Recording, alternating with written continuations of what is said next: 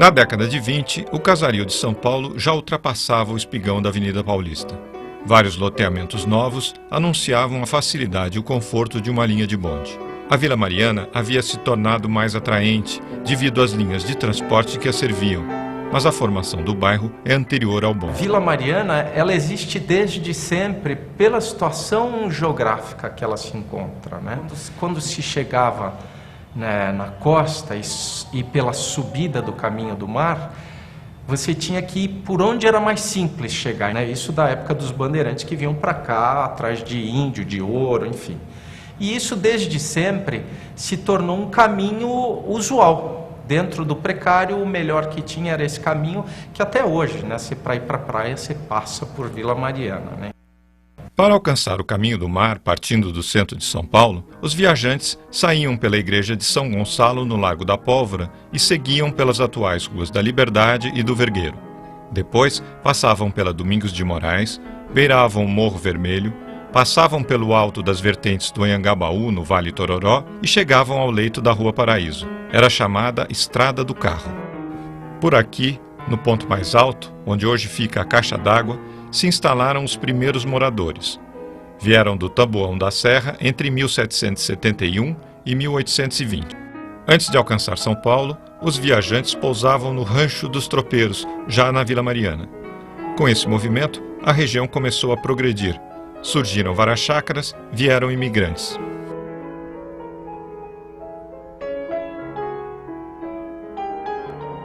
Eu acho que essa época de 1880 é que começa a dar mais corpo nesse desenvolvimento, não só de Vila Mariana de São Paulo, né, como um todo, mas falando especificamente de Vila Mariana, é onde essas famílias começam a se estabelecer, e essas famílias estavam precisando de infraestrutura e outras pessoas vieram para atender essas famílias que moravam, e quem passava por aqui era atendido também.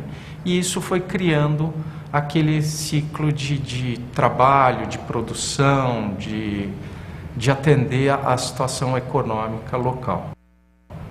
Parte desse caminho da Vila Mariana também era usada pelos alemães que se instalaram em Santo Amaro a partir de 1828, por iniciativa do governo federal. Ao vir por esse caminho do Carro de Santo Amaro, passavam junto a uma chácara já na Vila Mariana, onde eram aplicados corretivos em escravos. Nessa época, no final do século XIX, São Paulo era dominado pela monocultura do café. Para cuidar dos cafezais, o governo estimulava a vinda de imigrantes. Era preciso substituir a mão de obra escrava. Assim, a partir de 1878, começaram a chegar à Vila Mariana os imigrantes italianos. Me ricordo una volta era agosto, non ti la casa fora la conta. Bom, a vinda da família da Itália é uma vinda, ela tem uma parte de dor. A situação de vinda, ela era feita com uma economia muito grande para se conseguir o dinheiro, para se pagar o navio, né? A situação no navio era precária, era muita gente. E a minha bisavó teve meu avô no navio. Meu avô nasceu no navio vindo da Itália para cá. A ideia que havia na cabeça de cada um chamava-se fazer a América. E ocorre que essas levas de imigrantes italianos eram em número elevadíssimo, mas eles tinham destinos os mais diversos. Havia um contingente muito forte que se dirigia à lavoura, era a lavoura de café. E havia outros que vinham para serviços artesanais gerais, que vinham para a cidade. E, em outras oportunidades, eles vinham, algum tinha pequenas economias, já pensava em se organizar em pequenos comércios. Nessa época, a cidade se adensava e a região central já não poderia mais comportar o matadouro que ficava na rua Humaitá. Seus odores e efluentes prejudicavam a região. Isso forçou, dentro da circunstância do desenvolvimento da cidade de São Paulo, uma situação de se estabelecer aqui alguma coisa maior, que foi o matadouro. O sábado, esse meu tio-avô chamou o irmão que estava na Itália. Carlos, venha para cá, porque aqui tem um negócio que eu ouvi que vai ser muito bom. O que é? Vão construir o matadouro da Vila Mariana. Então, meu avô veio para São Paulo em 1887. Foi justamente a altura em que foi inaugurado o matadouro da Vila Mariana. E o meu avô, Carlos Nastari, fez um contrato e retirava do matadouro, lá debaixo daquela praça onde está a Cinemateca. E então já estava instalado um irmão com a fábrica de sabão e o vizinho fazendo a distribuição desses miúdos. Meu avô chegou a ter entre 15 e 20 carrocinhas de tripeiros. Com o matadouro municipal, surgiram algumas fábricas que neutralizavam os odores.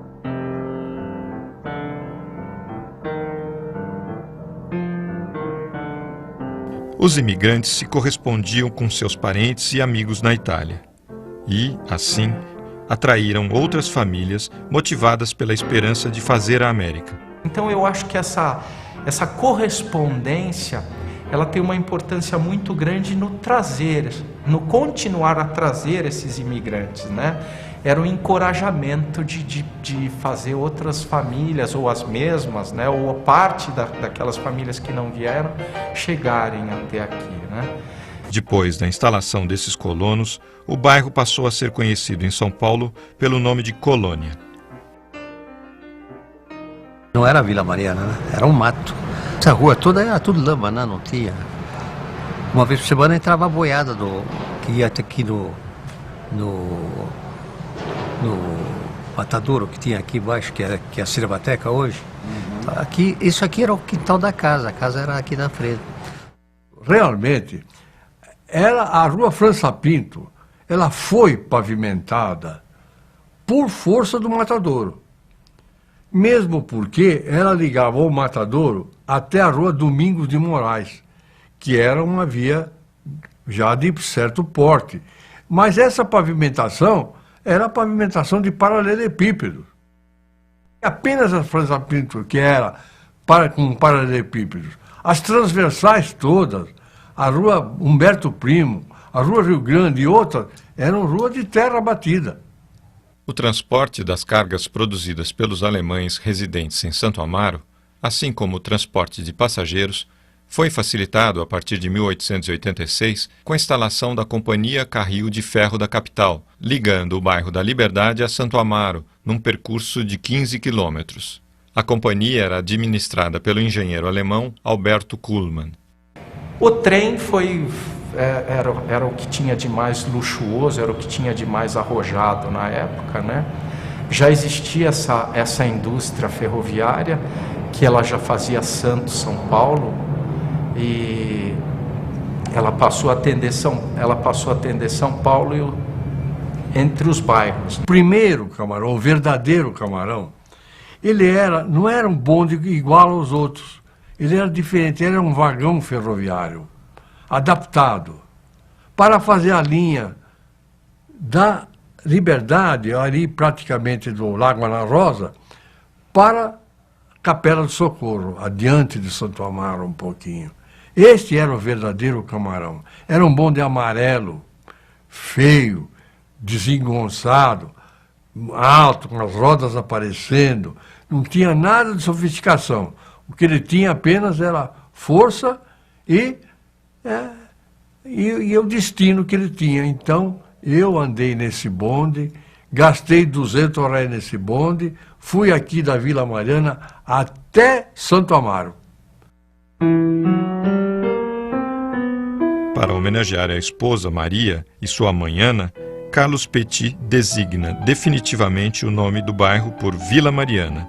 Há quem diga, porém, que o nome do bairro viria de uma chácara denominada Dona Mariane, pertencente à família do engenheiro Alberto Kuhlmann, da Companhia Carril de Ferro. Desde a inauguração da Avenida Paulista na passagem do século, a rua Domingos de Moraes vinha atraindo um comércio cada vez melhor, principalmente junto ao entroncamento dos bondes no Largo Ana Rosa.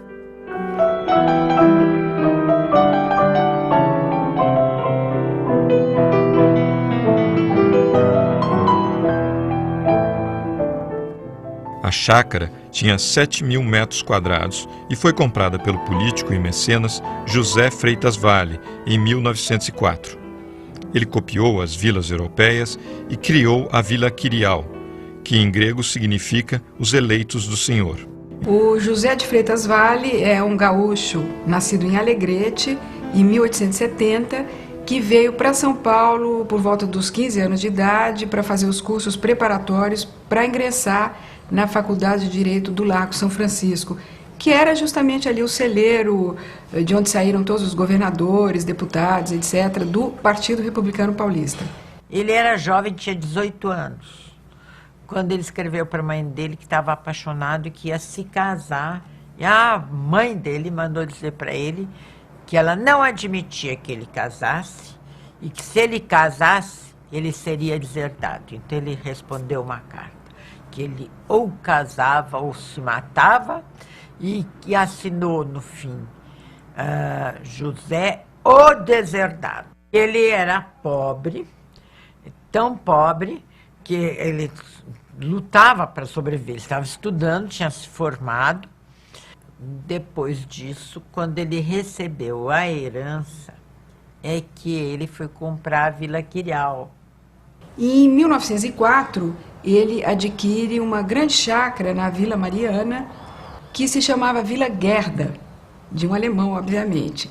E ele transformou aquele espaço ali em um salão artístico-literário, onde ele promovia saraus, jantares, os célebres almoços de domingo, nos quais comparecia a elite política e intelectual do período, mas também jovens talentos sem recursos, em busca de patrocínio e apoio financeiro para os seus próprios projetos. Então, o Freitas Vale foi, no final, um grande mecenas que deu uma contribuição importantíssima para a história de São Paulo nas décadas iniciais do século XX. Então, esse traço de personalidade dele tão interessante, que ele podia ser o homem requintado, afrancesado, que pensava que morava em Paris, dentro do espaço da Vila Quirial, uma academia de artes, e ao mesmo tempo essa preocupação com o ensino e o incentivo das artes.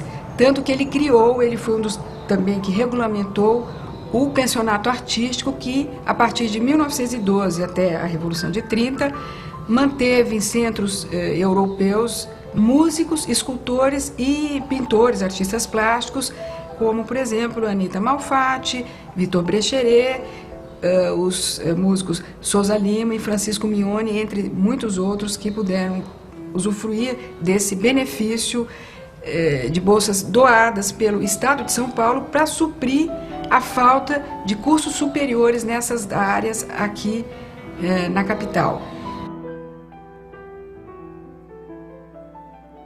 Um crime contra o patrimônio da cidade, que foi a demolição da Vila Quirial. Aquilo se perdeu quando deveria ter sido transformado num museu, numa casa-museu, para que as novas gerações pudessem ter contato e ver como era a vida em São Paulo da Belle Époque, tão interessante, tão rica, tão cheia de contrastes também, mas era um espaço assim de suma importância que se perdeu. Bem por essa época, esta outra casa da Vila Mariana começava a ser frequentada por artistas. Afinal, era a primeira casa modernista do Brasil e residência do arquiteto Gregory Warshawski, situada na Rua Santa Cruz. Bom, a Vila Mariana, ela faz parte, integra a história da arquitetura moderna brasileira em diferentes momentos do que nós chamamos de arquitetura moderna. Primeiro, o grande marco é a casa construída por Gregory Warshawski, de 1925, que hoje é conhecido como Parque Modernista. Se trata da primeira obra de linguagem racionalista, ou seja, de linhas simplificadas, um volume regular, baseado na forma cúbica, despojada de qualquer ornamento e que tem como grande atrativo aquilo que vai ser conhecido como paisagismo brasileiro, Ou seja, a Mina Klabin, a sua esposa, ela foi responsável, ficou responsável pelo paisagismo da casa. E a grande novidade foi o uso de plantas até então consideradas plantas não utilizadas ou não utilizáveis em paisagismo, que são as plantas nativas brasileiras, né? O mandacaru, o cactus, as bromélias, que depois vão ser base do paisagismo de Burle Marx. Então, esse primeiro momento, a casa modernista, ela ficava ainda fora da cidade, era uma região ainda de chácaras na década de 20, e ela vai ser o epicentro, ou seja, o lugar onde se reunia aquilo que nós conhecemos como a vanguarda modernista paulista, ou a vanguarda moderna brasileira. Lembrando que os personagens que nós conhecemos da Semana de 22, Mário de Andrade, Oswald de Andrade, Tarsila do Amaral, Anita Malfatti, enfim, uma série de escritores, artistas, vão passar a se reunir em saraus, como eram chamadas reuniões, para se ler poesia, enfim, vão ter essa casa como endereço. Então a Vila Mariana passa a ser um endereço importante na modernidade brasileira.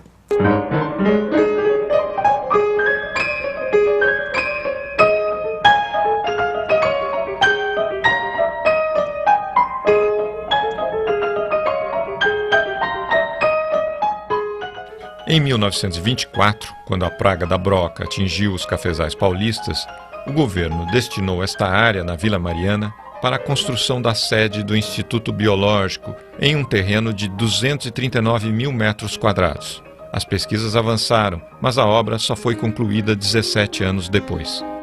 Em 1905, 1906, ao redor disso, já tinha uma conversa nas rodas da elite paulista sobre a criação de uma instituição que pudesse ajudá-los na pecuária e na agricultura. Aí, com a criação do biológico, rapidamente, onde nós íamos colocar o biológico? Aí vários laboratórios foram montados em várias casas. O biológico, aqui é um terreno muito pobre. Ele demorou 17 anos para ser erguido, começou em 1928 e terminou em 1945. E os pesquisadores que vieram de Manguinhos e outros que vinham da Faculdade de Medicina, eles se juntavam nessas casas onde eles faziam as pesquisas deles. Eles construíram isso quando estava terminando a construção, houve a Revolução e houve as tropas getulistas tomaram São Paulo e o Getúlio pretendia acampar as tropas dentro do biológico. E quem acampou antes foram os cientistas. Tomaram o biológico, passaram a viver lá e tal, para garantir aquele espaço como um espaço não de disputa política, mas um espaço de pesquisa científica que era fundamental para todos nós. O biológico foi sempre aberto para isso. Então, ele, além da questão da pesquisa científica, que é fundamental para ele, e para nós todos, acho que sobretudo, ele é fundamental como um espaço que desde logo foi sempre democrático, sempre aberto. E é por isso que a comunidade lutou pelo tombamento, ou seja, pela preservação, pela instituição da preservação legal do estudo biológico, né? E depois pelo seu restauro, recuperação e revitalização. O que quer dizer revitalização? É dar nova vida. Quando começou a construção do prédio do Instituto, ainda não existia o Parque do Ibirapuera, que na língua tupi significa pau podre, devido ao charco do local.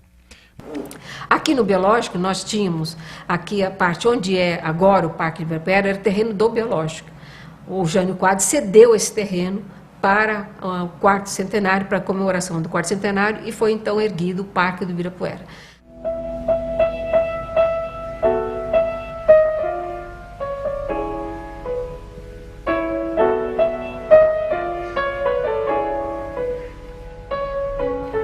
Entre os pesquisadores que atuaram no Instituto Biológico, encontrava-se o também morador da Vila Mariana, Manequinho Lopes.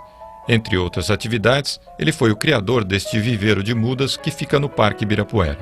Ele era entomologista, né? Que é um ramo da biologia que se dedica aos insetos. Ele participou do combate da lagarta rosada do algodoeiro, da broca do café, e o prefeito Fábio Prado, se não me engano, o convidou para dirigir essa parte de parques e jardins da cidade. Foi aí que ele teve a ideia de dar o início aqui nessa área do Ibirapuera. Ele plantou os eucaliptos australianos que têm essa propriedade de secar o terreno. E aí foi possível fazer até o viveiro nesses terrenos e que abasteceram a cidade por muitos anos e continuam até hoje, não é?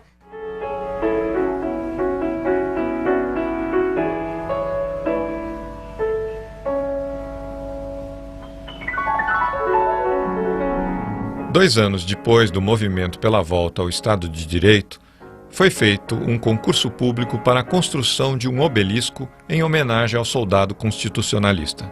Já fazia parte dos preparativos para as comemorações dos 400 anos de fundação da cidade de São Paulo, quando foi inaugurado o Parque Ibirapuera, projetado pela equipe de Oscar Niemeyer.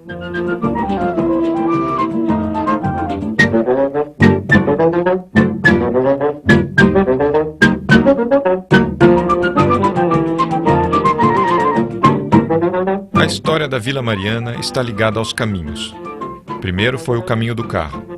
Depois, a construção de um caminho de ferro que mais tarde vai se transformar no caminho dos bondes. O terceiro momento é o estabelecimento das vias públicas para os automóveis. Com a pavimentação das ruas Domingos de Moraes e Vergueiro, esse caminho foi sendo cada vez mais incrementado.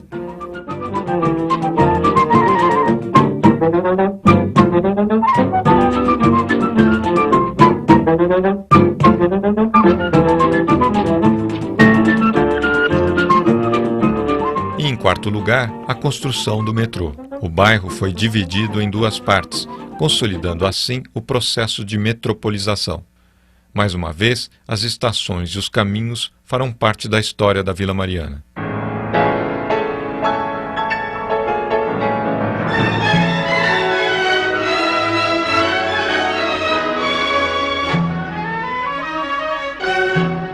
Com a arquitetura de Niemeyer no Ibirapuera, o monumento ao soldado constitucionalista de 1932 e o monumento às bandeiras, a Vila Mariana passou a reunir importantes símbolos da identidade paulista. Sua preservação cultural faz parte da rotina do bairro.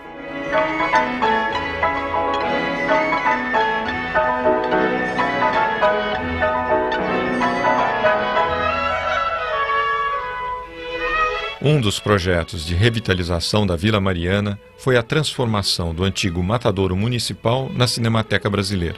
Em área de 20 mil metros quadrados, seus galpões foram restaurados e hoje abrigam o maior acervo audiovisual do Brasil, com cerca de 200 mil rolos de filmes depositados em salas climatizadas. Possui ainda laboratório de restauração e conserva perto de 24 mil latas de filmes, além de uma biblioteca e um moderno centro de documentação e pesquisa.